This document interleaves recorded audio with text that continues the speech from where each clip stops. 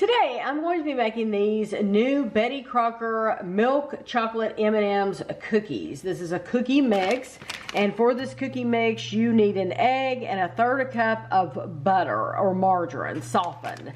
You want to preheat your oven to 350 degrees, and what you want to do is you're going to stir the cookie mix and the egg and the softened butter in a bowl.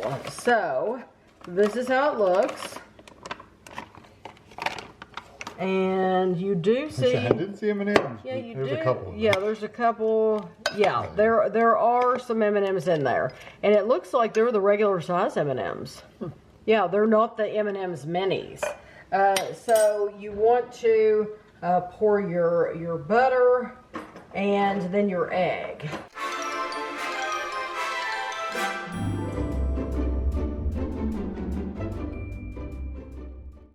Since our butter is just softened, it's not melted, I usually take the spoon and I just take the back of the spoon and I try to press down.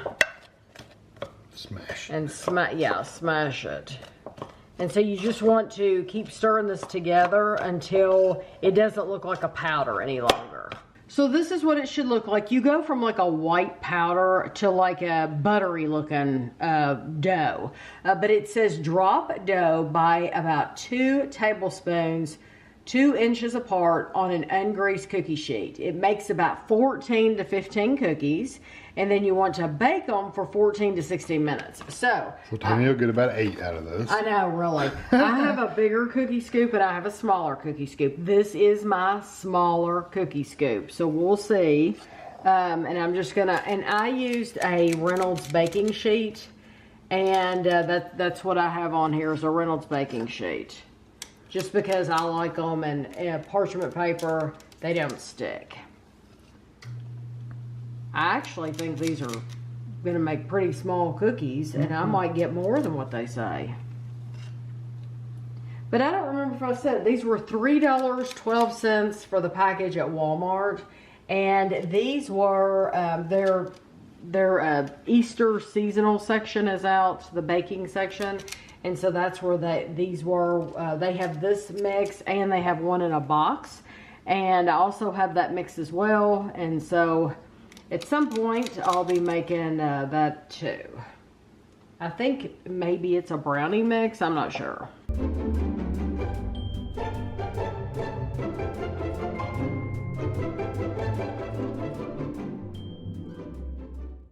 I do think using this smaller scoop, I'm going to I might end up getting I think I'm going to end up getting a few more cookies than what they say actually. Because I got 12 on here. And you're supposed to get between 14 and 16. We'll see at the end how many I get. But you put these in, it says 14 to 16 minutes. I'm going to put mine in for 14 and then check on them. But when they come out, I'll let you know the total time it took. I got 22 cookies total. So I got these. Plus this was my second tray. So that means I made these way too small. So if you use your big cookie scoop, you could have double the size. So that's what we were supposed to have, was double the size of these. That's okay though. I still baked them for 14 minutes. That was the minimum time that they gave. And they baked perfectly. So they're not like, it's not like they're burned or anything like that. So even though they're smaller, they still baked fine. But you don't know that until you've made them for the first time, you know, that, oh, I've made these too small. So just know that you could make yours bigger. But this tray is still cooling, but this one is these are cooled completely. So Kevin and I will give them a try. So these are made by Betty Crocker, like you saw. It says 2 tablespoon mix, 25 grams is 100 calories. But that is just the dry mix. That is not the butter that we added or the egg or anything like that. So I say just eat the cookies. These do have dyes because of the M&Ms. And so that makes me wonder what M&M's gonna do when they have to give up that red 40.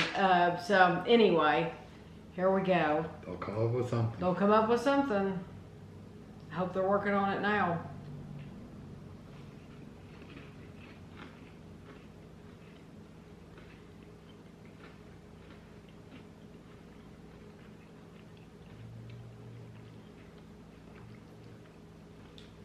I do taste the M&M.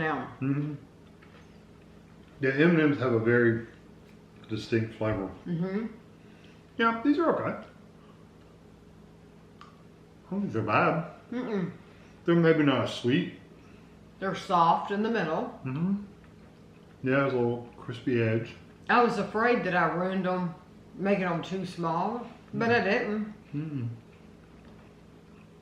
They're a nice size. Uh-huh.